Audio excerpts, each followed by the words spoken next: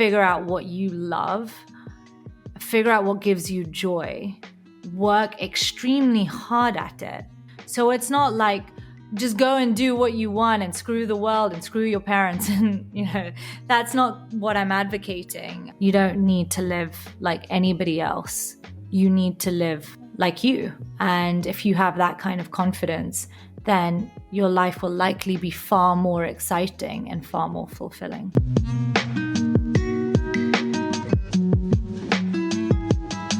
Welcome to the Mindful and Driven podcast, where we help you to not lose sight of what's really important whilst chasing your dreams. Today's guest is Shivali Bhammer, and she's not your average person who works in an investment bank. She's a devotional singer who's released 3 albums, including 2 that have topped the Apple charts. She's also a dancer and was classically trained at the Royal Academy of Ballet in London and held a first-class diploma in Kathak.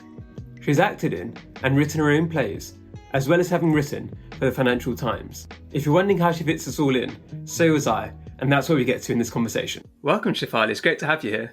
Thank you. Great to be here. So you've got a very interesting story, obviously. So you started off in finance and then you went into the music world, and now you've kind of come full circle again, which is quite an interesting path. And now you're balancing both finance and your music career and the other creative things you do. And I think that's a path which isn't very common. So I'm going to be excited to learn more about that throughout this podcast. But the first thing I want to start off with is, what's some common advice you hear people tell others that you disagree with?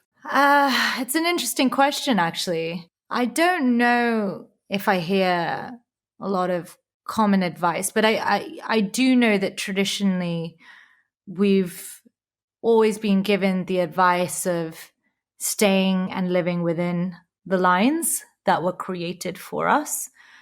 So whether that be keep a simple, straightforward life, have a secure job, go be a doctor, go be an accountant, marry the girl next door or the guy next door, have the wedding at the Indian Hall down the road, have 2 babies, call it a day, life is perfect, and then you'll be happy. And whilst I don't have anything against that concept, what I do think is wrong is giving the advice that a prescripted method of life can lead to happiness, because it's simply not the case. And it's an insult to the creative individuality that we all possess.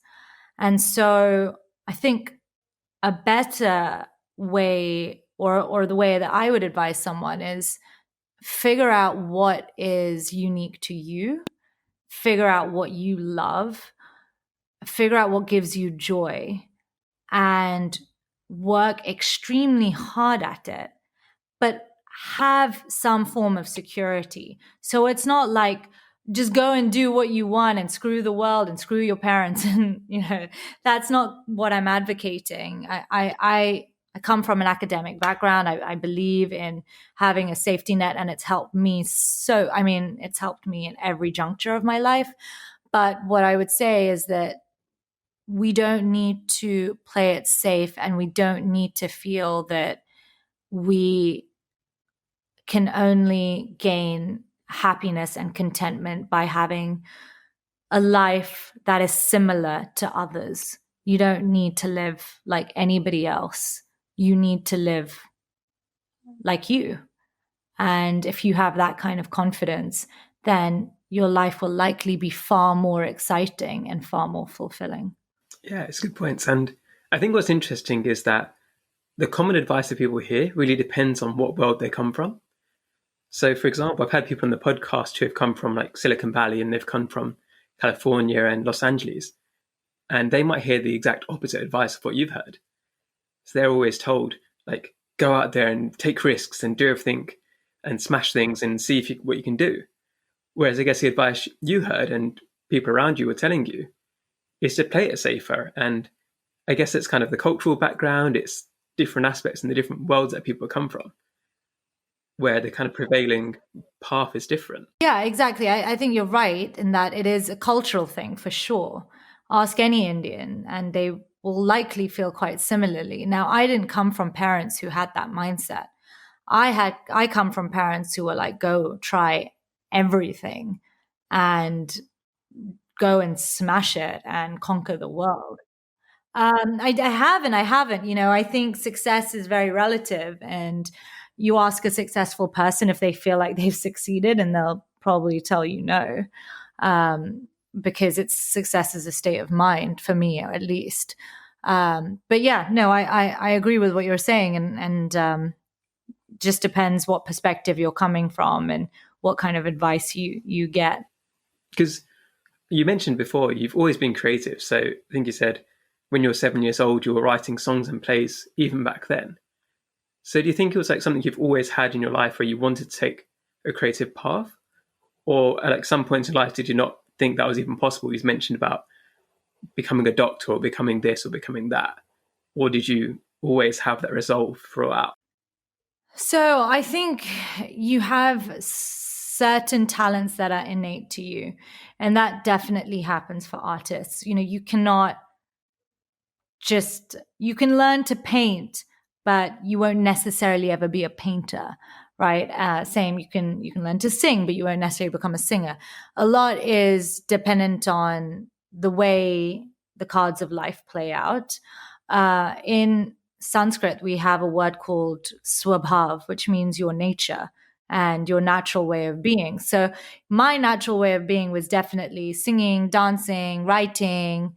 I'd create a fake magazine at like the age of 9, and lo and behold, I wrote for the FT, and I'm a freelance writer for newspapers.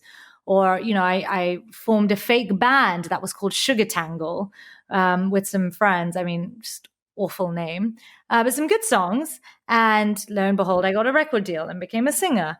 I used to write really weird plays as a 7-year-old and make my best friend at the time act out with me and act and play them and put them on for like the people who lived in her house. And then I ended up writing an award-winning play a couple of years ago. So definitely everything I've done as a child has translated into reality. How successfully it has translated is a whole other question and answer. But I think, I think I knew that I was always good at it. What I think was my drawback, and in some ways it's turned out to be a positive, was that I was conditioned to be academic, as most Eastern children or children from Southeast Asia, South Asia, are taught to be. So I was taught to go into a good school. I was taught to get the best results possible for GCSE and A levels and have a solid career. And that confused my mind, because suddenly I had two parts that I was very much interested in, which was finance and the arts. So arts is what came naturally to me, and finance is what was conditioned into me, but happily. And so had I just gone for the arts and had the confidence just to know that I could smash it in that scene when I was 16, my choices might have been very different. But had I not made it, then I wouldn't have had finance to fall back on. And thank God I have finance to fall back on. So it's really difficult to figure out. I think my life is just a hodgepodge mess in reality. One thing's interesting. So for me, I discovered I was good at writing or I enjoyed writing only last year. So I think I say that as a kid, I did used to write stories, but then I basically just abandoned it from the age of 7 or 8 and then came back to writing again 20 years later, literally. Did you have anything like that where, because you're in the creative world now, I guess you interact with people from all different kinds of backgrounds? Was there any new thing that you picked up in adulthood which you hadn't tried out before in terms of the creative side, which you found actually you're pretty good at and you enjoy that too?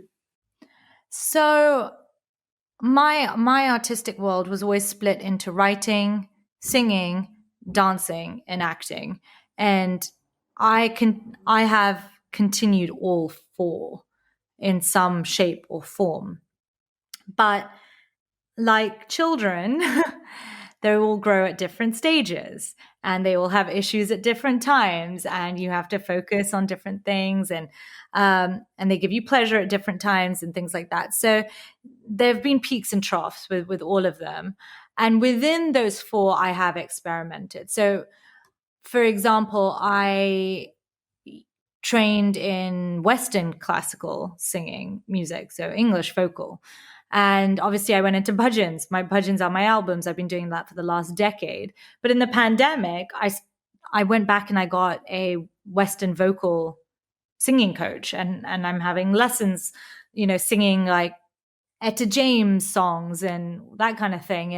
And that's purely just for fun. Or, I think I mentioned to you when I lived in New York, um, I couldn't continue my Kathak training there because my Guruji was in London. So I thought, well, what do I do? And I went into competitive Latin and I started competing in tango and samba and rumba and cha-cha and paso doble and that was a whole different experience. So I've always been into the same thing, but I am interested in all different avenues of it. One, I've made a bunch of English songs that nobody knows about that never went anywhere, even though I think they're pretty good. But Well, maybe somebody listening today will go and seek those out. yeah, maybe.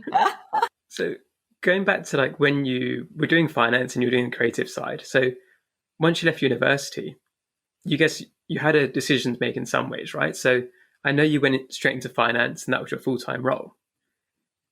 But then at the same time, not long afterwards, you got a record deal. And how did that change things? And how did you kind of make those decisions between two things, which was one was a childhood passion, and then one was a passion that had kind of grown over time? I think when you're 22 and you convince Sony Music to sign you, you never walk away from that. And I convinced them. It wasn't that they landed on my doorstep and were saying, "Hey, we love you so much." It was me who said to them, "Hey, you need to sign me. We need to release this bhajan album. I've come up with something contemporary and completely different." And I really, really had that confidence.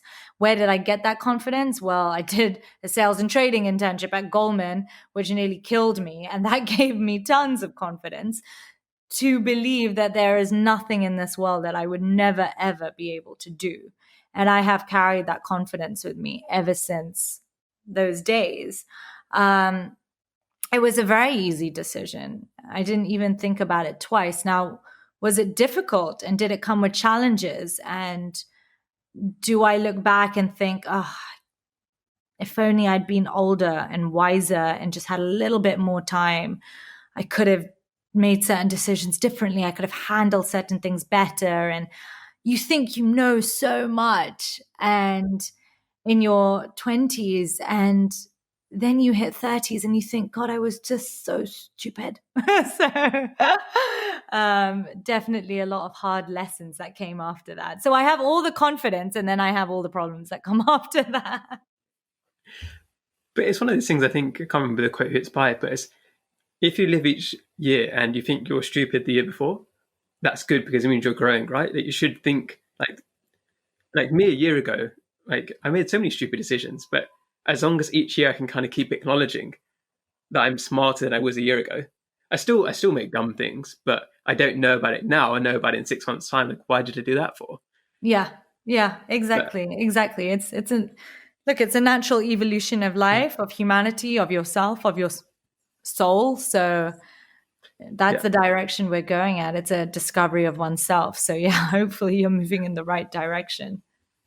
But it's also an interesting point you mentioned about having the confidence, because you need to kind of believe in yourself or have that confidence, even though you're probably wrong. Because if you just hesitate, then nothing ever happens. You've got to try something, and if it fails, it fails. But in a way, you have to believe really strongly that you are right so that you can make the decision and learn from it in a year's time. And it's what you did. And what were some of the problems that did come up? So was New York, was that as part of the music career, or was that with the finance? That was after. That was a mix of finance and arts. The problems came when I was living in Mumbai just before my first album came out, and it was very hard. I was told I had to lose weight. I was told I had to wear this or wear that for this event, and everything I did was controlled, and I didn't like it. Now looking back, I realize that's how artist management works, but I wasn't used to being bossed around. And had I allowed myself to be bossed around a lot, then perhaps I would be a complete superstar now who's undergoing depression. And instead, I'm not, and but I am mentally quite healthy. So that was hard. And I think after my first album came out, the first album did so well, and it was nominated for 2 Global Indian Music Awards. It was the first of its kind. It was number one on various charts, and then my second album came out, and that did really well. But after that, I was lost, and I thought, God, now what?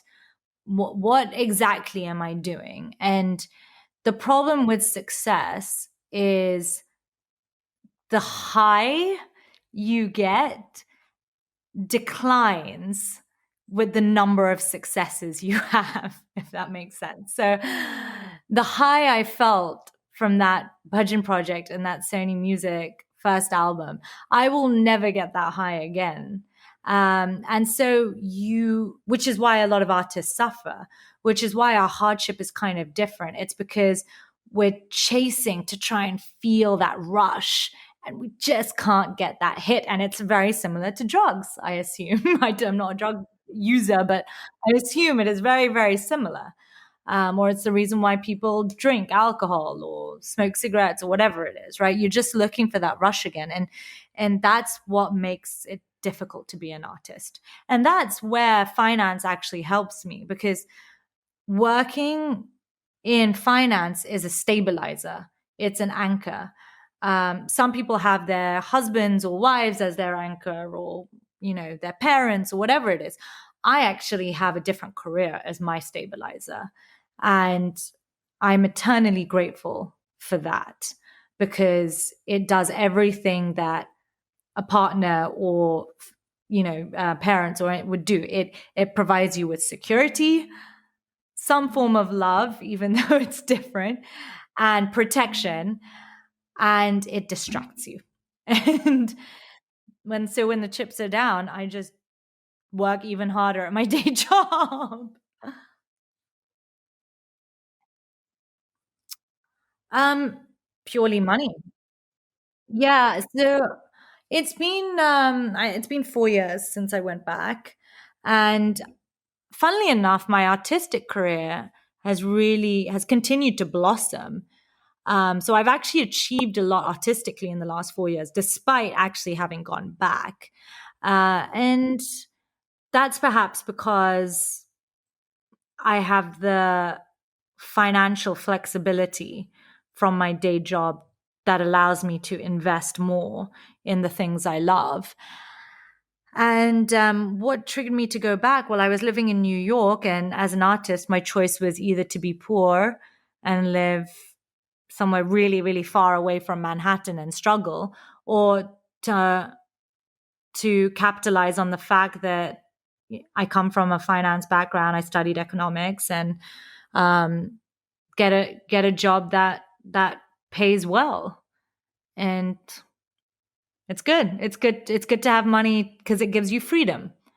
And anybody who pretends like it doesn't, it's just not true. It gives you freedom to enjoy the things you love even more. Hi everyone, I hope you're enjoying the episode so far. I want to take a quick break to ask you to check in on yourself. There's many people struggling with balance, and there's nothing to be ashamed about. The tips that my guests and I share can hopefully help you along the way. But if you already feel overwhelmed or burnt out, it's probably best that you ask somebody for help too.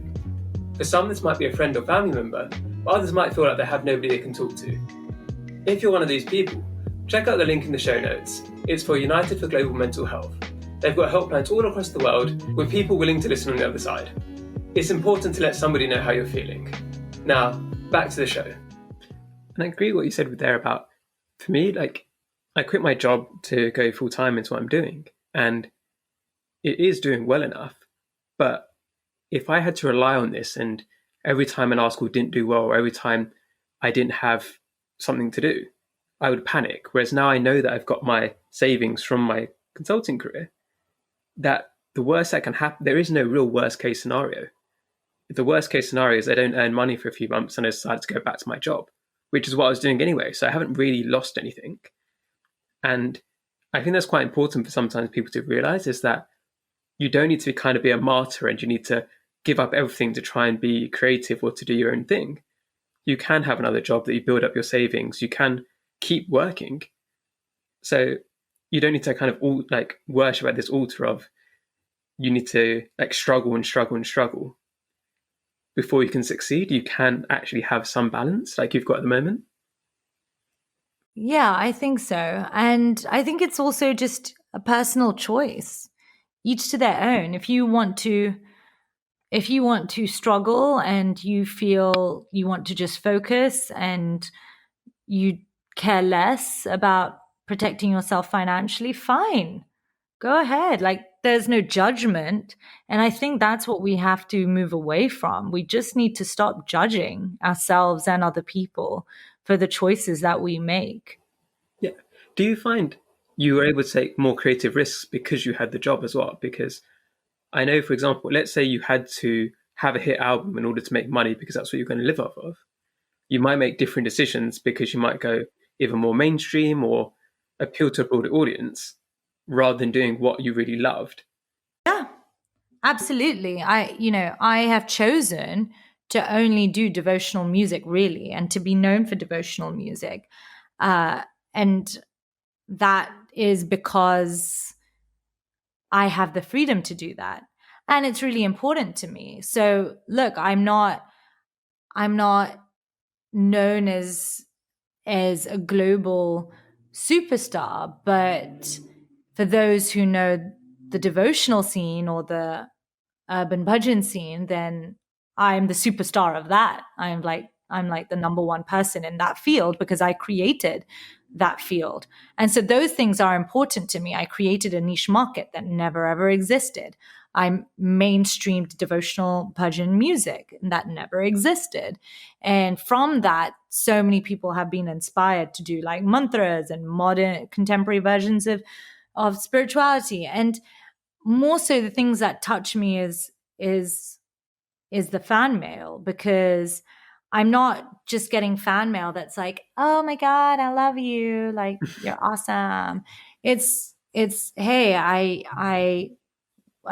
received a fan mail from a girl many years ago, and she said she was considering committing suicide, and she was just she was just about to try, and my bhajan came on for whatever reason. She had a playlist and suddenly my just randomly came on, and she said, I listened to your voice and I couldn't do it, and you changed my life. And it isn't me, of course, it's the devotion and the song, and it's the spirituality, and it's God's grace, or consciousness. It's not actually me, but that's why I do this. And money can't buy that. Money can't give you that satisfaction.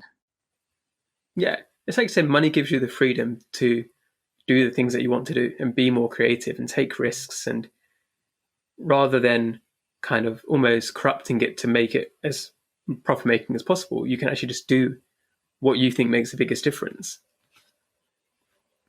So at the moment, what's happening with it? So you're working, you're doing singing.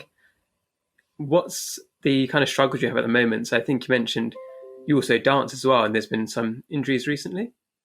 Yeah, I pulled a muscle in my back and it was pretty bad. And I'm a Kathak trained dancer. I've done my diploma in Kathak, and I did 18 years of ballet. So I've been dancing a long time. And this was the first time I had a really severe injury, and it put me out for 2 months, and it was so difficult. And then it's so hard to get back in because you become so lazy. So I've been booking this dance studio room and just practicing and trying to retrain myself.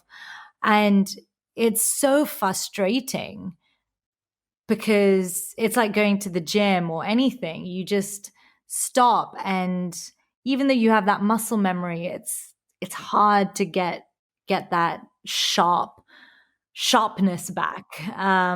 So, it has been tough. It's made me really appreciate and be grateful for the body that we have, and um, we can't take these things for granted. We always think, oh, I always have tomorrow. I'll always be able to do it tomorrow. We don't all know that we always have tomorrow. We really, really have to embrace that that we can do it today, that we have two legs that can go and run around the block, and we won't always be able to do these things. Yeah, I've had a similar experience of injuries. So I think, well, it's literally half my life ago now, I was told I'd probably not be able to play sport again. So I had like serious knee injuries, but from that, since that diagnosis, I became a karate black belt. I've done lots of dance. I've done lots of obstacle courses, and part of that was me pushing through the pain to kind of prove a point. But I think now I'm at kind of a healthy acceptance point of like, I've got limitations, but there's still a lot I can do and a lot I can train myself and look after myself properly. And I guess for some of the people listening who might not necessarily know what Kathak is, could you kind of explain a bit about that and your like grounding in it?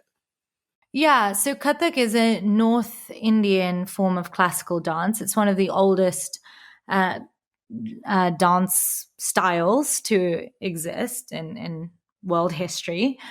It is made up of a couple of elements. One is intricate footwork. So you wear you wear 100 bells, or sometimes I think 200 bells on each ankle, and you dance with your feet barefoot. You make rhythmic patterns that are similar to the tabla beat, and to various beats.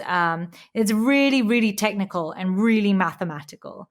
And then the other part is a lot of very, very fast spins. So think ballet pirouettes, but think on the ground, without raising your feet. And then expression. So there's a lot of storytelling. The word Kathak comes from kata, which means to tell a story. So essentially, you are telling a story and you are becoming that character. And you are supposed to display different emotions. I think there are 9 forms of emotion, and convey them to your audience and sort of really capture your audience, whether it's love, anger, lust, fury, pain, sorrow. So it's very encapsulating and very, very technical and difficult. But anything worth doing requires discipline. So once you've got over the injury and you've got back to the kind of sharpness you want to be at, are you living your ideal lifestyle already, or is there anything you want to change or work towards in the future? In some ways, I am leading my ideal lifestyle. I still have ambitions. I'm working on a lot of scripts, television scripts, film scripts, and so I have some ambition there that has yet to be realized. I still have my third album to come out, and yes, I'm living my ideal life, but I think my life will continue. My desires will continue to change. Perhaps I'll care more about family at some point. Perhaps I'll care more about being grounded and being more settled. So I think the concept of living your best life and living your ideal life is evolving and changing at any point in time. Mm-hmm. Yeah, but it's for where your mindset is at the moment, you feel like you've got the right balance, which is quite nice to hear. Yeah, I think right now I have a really good balance. I manage to fit everything in because I invest a lot of time in myself and spending time alone. I don't believe in over socializing. I think you need to be a lot more strict. I think people should be a lot more stricter in how they spend their time. We live in a world where we want to be at every party and know everyone and be in every Instagram picture and story possible to show that we are living a full life. But actually, fullness comes from allowing space in your life for things to flourish. But then you enjoy the weekends, or you relax at the Yeah. weekends at least. Yeah. I mean, I'll still be dancing and working on artistic things, but yes, I will be going out, which will be different. So what's one mindset shift you think people listening today could make in their lives that would make a positive difference? I would say that don't put yourself down. Never put yourself down. I do it a lot. So this is not this is coming from personal experience, never question what you're doing and where you are relative to other people. We now live in a world where we have far too much information on other people's lives, and we know far too much about what's going on. We don't need to. Our lives and our paths are our own, and we should have the confidence to own it. And we should have the confidence to know that what we are and what we do is unique and is special, and carries weight.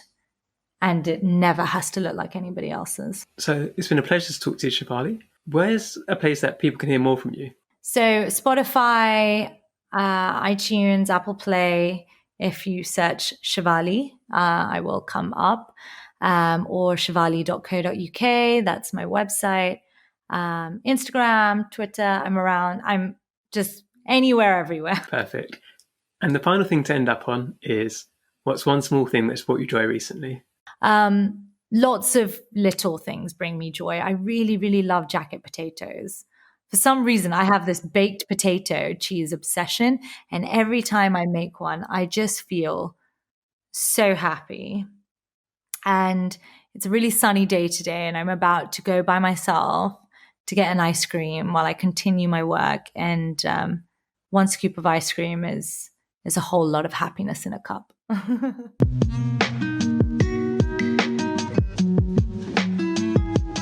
If you're listening on Apple Podcasts, I'd love it if you could leave me a 5-star review. It really helps to get the message out further. Wherever you're listening, it would be awesome if you could subscribe and to share on your social media channels. If you want to see more of my work and advice, you can find all of the links in the show notes. Thank you again for listening, and I hope you have a lovely day.